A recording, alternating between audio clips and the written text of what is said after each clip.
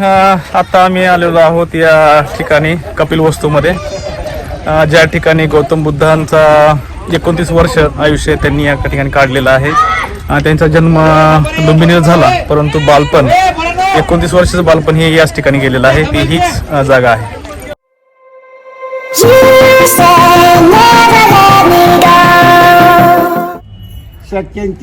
शाक्य जे राज्य होते, शाक्य आळीपाळीने राज्य करीत होते. शाक्यांचं ह्या घराचं राज्य असायचं, नंतर त्या घराचं असायचं, आणि ज्यावेळेस सिद्धार्थाचा जन्म झाला त्यावेळेस शुद्धोधन राजा राज्य करत होता. सगळ्यात महत्त्वाची गोष्ट काय आहे तर आता लहान मुलं मी येत असताना चर्चा केली की राजवाडा, आपल्याला राजवाडा बघायचा आहे. राजवाडा बघायचं म्हणजे काय आहे की मोठे मोठे खांब असतील, मोठा प्रवेशद्वार असेल, खूप चांगल्या पद्धतीची कल्पना केली गेलेली आहे. परंतु वास्तविक स्वरूपामध्ये त्याची ऐतिहासिक पार्श्वभूमी समजून घेणं गरजेचं आहे. त्याचं स्थापत्य रचना कशा प्रकारची आहे, कसे बदल होत गेले, कारण आपण त्या काळाची चर्चा करतोय जे 2500 वर्षापूर्वीच आहे. जे काही घर येतं ते धाब्याचे घर येतं, माळवत येतं, आता ते कसे येतं सिमेंट कॉन्क्रीटचे घर येतं. हा 100-125 वर्षाच्या काळामधला झालेला बदल आहे, हा 1000 वर्षाचा बदल आहे. लक्षात घ्या. आपण कधी चर्चा करतोय ज्या काळामध्ये 16 गणराज्य होते, म्हणजे 2500 वर्षापूर्वीची गोष्ट आपण चर्चा करतोय. नाही, ही रचना झालेलीच नाही. आता हे जे आहे ते गणवरिया हे क्षेत्र आहे हे कारण का तर वास्तूमध्ये बदल होत गेले. हे 4 स्तरामध्ये बदल झाले. पहिल्यांदा पहिला जो चरण आहे, पहिला जी स्थिती आहे ती कोणती आहे की तथागत गौतम बुद्धांच्या काळामधले असणाऱ्या घरांची रचना कशा प्रकारे आहे.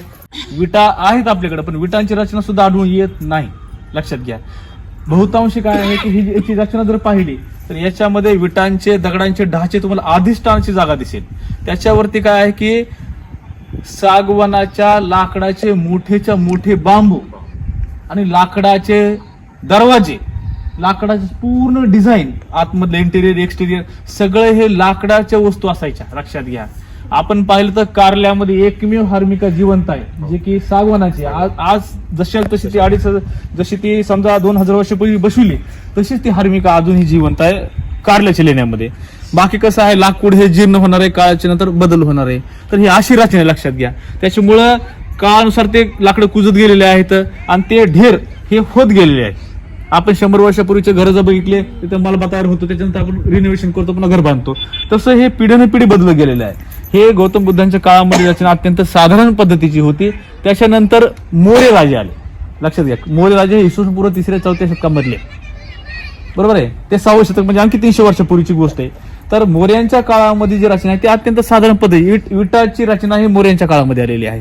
प्रामुख्याने जे स्तूप तयार झाले ते सम्राट अशोकाने बांधले गेले. तर आपण काल पाहिलं की गौतम बुद्धांच्या अस्थी काढल्या गेल्या, वाटप झालं, पुन्हा ते आठ ज्या ठिकाणी स्तूप बांधले होते ते काढले गेले आणि परत ते 84,000 भागामध्ये विभागले गेले आणि 84,000 स्तूप या भारतामध्ये बांधले गेले, भारताच्या बाहेर सुद्धा बांधले गेले. तर हे रचना त्या काळानुसार बदलत असते. ती रचना समजून घेणं गरजेचं आहे. कारण का आता आपण कल्पना करतो की अरे हा राजवाडा, पण अरे राजवाडा दिसत नाही, नुसते इटाची भीती दिसायला आपल्याला. तर काय आहे की निसर्ग नियमाप्रमाणे ज्या झडून जाणाऱ्या गोष्टी ते झडून जातात, जे राहणार ते राहतात. आता हे विटा ज्या आहेत त्या आणखी आता 2500 वर्षापासून आणखी आहेत, आणखी 5-10 वर्ष 10,000 वर्ष आणखी राहू शकतात त्या. तर ऊन वारा पावसाचा याच्यावर कसल्याही प्रकारचा परिणाम झाला नाही. याचा अर्थ असा आहे की त्या काळामधले जे काही स्थापत्य विशारद आहे हे किती दूरदृष्टीचे असतील याचा पण आपण विचार करायला पाहिजे. तर हे 4 स्तरामध्ये विभागले गेलेले आहे. दुसऱ्या स्तरामध्ये शुंग, मोर्यांच्या नंतर त्याचा जो काही पुष्यमित्र शुंग आहे, सेनापती होता, त्यानं मोर्यांचा शेवटचा सम्राटाचा खून केला अशा नोंदी येतात आणि तो नंतर त्याचा प्रधान झाला. तर शुंगाच्या काळामध्येही या रचनेमध्ये बदल झालेला आहे. तिसरा बदल नंतरच्या कुशाण राजांच्या काळामध्ये, जसं की आपण आपल्याला म्हणतो की गांधार शैलीमधले भारताच्या इतिहासामध्ये पहिल्यांदा मूर्ती तयार करण्यात आली. मूर्ती, लक्षात घ्या. मूर्त्या ज्या तयार झाल्या आज आपण विविध देवदेवतांच्या बघतो ते कनिष्काच्याच काळात तयार झालेल्या आहेत. याला कुशाण काळ सुद्धा म्हटलं जाते. तर या कनिष्काच्या काळामध्ये सुद्धा या राजवाड्याला भक्कमपणा आणला गेला.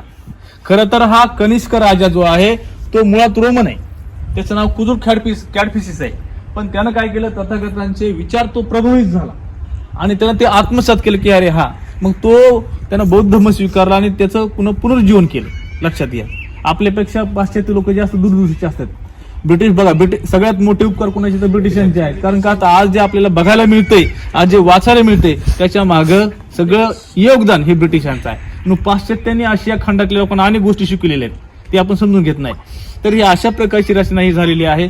आणि याच्यामध्ये जर पाहिलं आता ही मूळ रचना ही टेकडी थोडीशी टेकडी झालेली आहे, बरोबर आहे. म्हणजे घराची रचना थोडीशी खाली गेलेली आहे. नंतर हे विटा हे अगदी अलीकडील काळामधले जीर्णोद्धार झालेला आहे. प्रत्येक आता बघा पुष्यमित्र शृंगाची वर्णन अशी येतात की त्याने बौद्ध भिक्खूंची कत्तल केली आणि वैदिक धर्माची पुनर्स्थापना केली, ब्राह्मणी धर्माची पुनर्स्थापना केली, असे संदर्भ येतात. परंतु प्रत्येक राजवटीच्या काळामध्ये जे धर्म आहेत त्या धर्मांना दान देण्याची एक प्रथा आहे, पुण्यकर्म करण्याची एक प्रथा आहे. तर ती प्रथा सुद्धा आपल्याला इथे इंडिकेट करते की जी रचना निर्माण होती ती. तर ही अशा प्रकारची रचना आहे. आता ह्याच्या जर पाहिलं त्याच्यामध्ये 25 खोल्याच्या भिक्षुगृहाच्या सरांनी सांगितलं की नंतर. आणि दुसरी महत्वाची गोष्ट काय आहे की प्रत्येक राजवटीच्या काळामध्ये जरी तिथे विध्वंस झाला असला किंवा ती वास्तू पडली झडली जरी असली तरी परंतु नंतरच्या काळामध्ये भिक्खू संघाने त्या वास्तू आणि ती परंपरा टिकून ठेवलेली आहे. सगळ्यात मोठं योगदान कोणाचं आहे तर भिक्खू संघाचं आहे. भिक्खू संघ तथागतांच्या काळापासूनच भिक्खू संघ हे जगामध्ये पसरलेले आहेत. बघा आपण ते 1956 नंतर आपल्याला समजा कळला बौद्ध धर्म. चीन या देशामध्ये इसवी सन 5व्या शतकामध्ये आग्नेय आशिया राष्ट्रामध्ये बौद्ध धर्म गेलेला आहे. चौथ्या शतकामध्ये गेलेला बौद्ध धर्म लक्षात घ्या. काही नोंदी तर जुन्याच येतात. भारतामध्ये तर आपल्या गोदाकाठावरचा जो बावरी आहे, बावरी हा सुद्धा तथागतांच्याच काळामध्ये उत्तर भारतामध्ये आलेला, म्हणजे ह्या क्षेत्रामध्ये आलेला. अशा अनेक नोंदी येतात. तर हे कसं आहे की प्रत्येक काळामध्ये जे होणारे बदल असतात ते आपण समजून जर घेतले तर आपल्याला आजची स्थिती लक्षात येते. कारण आता हे जे आपण डोळ्याने पाहतो हे नंतरच्या 1000-2000 वर्षानंतर राहील की नाही याची गॅरंटी नाही, बरोबर आहे. ह्याचं आणखी स्ट्रक्चर बदलणार आहे. पण ब्रिटिशांची दूरदृष्टी असल्यामुळं हे उत्खनन शास्त्रीय पद्धतीने झालेले आहेत. आजचं सरकार या देशामधलं किंवा आर्किओलॉजी डिपार्टमेंट हे याच्याकडे विशेषतः लक्ष देत नाही. याची आपण सामूहिकरित्या तक्रार केली पाहिजे असं मला वाटते. भारतीय बौद्ध महासभेची नोंद घेणं गरजेचं आहे. आता सारनाथ सारख्या ठिकाणी सुद्धा आपल्याला तिकीट काढायला अडचण येते, ऑनलाईन करा म्हणतात ते. एक गोष्ट. दुसरी महत्वाची गोष्ट काय आहे की जर सूचना फलक जर पाहिले तर सूचना फलकांवर चुकीची माहिती आहे. हे आपल्याला भ्रमित करण्यासाठी केलं जाते. कुठंतरी हिंदुइझमकडे, हिंदू धर्म परंपरेमधले काही संकेत जोडता येतात का आपल्याला याच्या मागे. अशा प्रकारच्या नोंदी याच्यामध्ये सुद्धा येतात. तर याच्यावर सुद्धा विचार विनिमय करणं गरजेचं आहे. कारण सुविधा आता काय झालं त्याला विचारलं मी ते तू येस आहे आर्किओलॉजी सर्वे ऑफ इंडिया तर तू कर्मचारीच का. तो म्हणजे नाही सर मी करार पद्धतीला आलोय. म्हणजे सरकार आता कारण का आता या देशामध्ये कुठेही खोदा आणि कुठेही काढा तर बौद्ध धर्मच आहे. लक्षात घ्या. बौद्ध पद्धतीचा आहे, बौद्ध परंपराचा आहे, ते त्यांना नकोय. लक्षात घ्या. कारण का तर हिंदू धर्माचे पुरावे सापडत नाही. आज राम म्हणलं तर तुम्ही सांगा अयोध्येचे पुरावे आहेत का. आज कृष्ण म्हटल्याचे पुरावे उपलब्ध होतात का.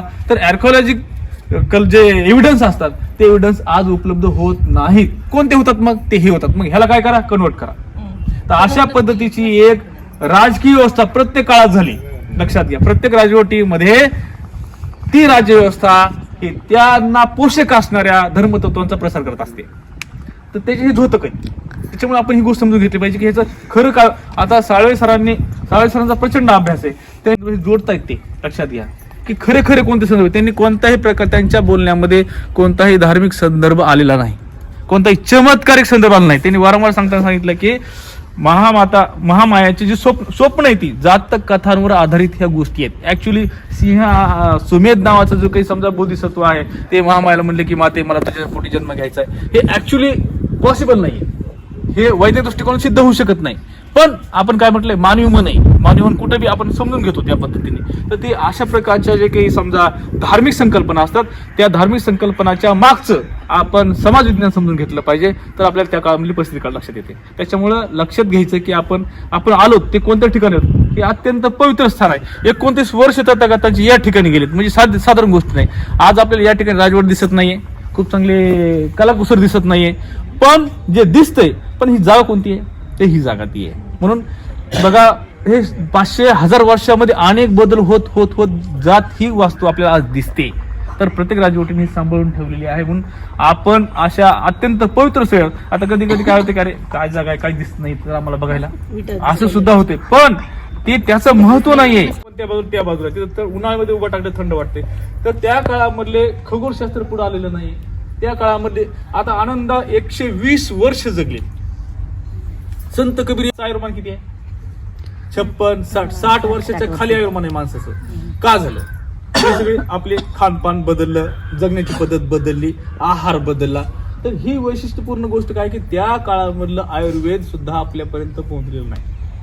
मेडिसिन आपलं जी काय आहे परंपरेमधून आलेलं आलंय का आपल्या समोर? नाही आलेलं.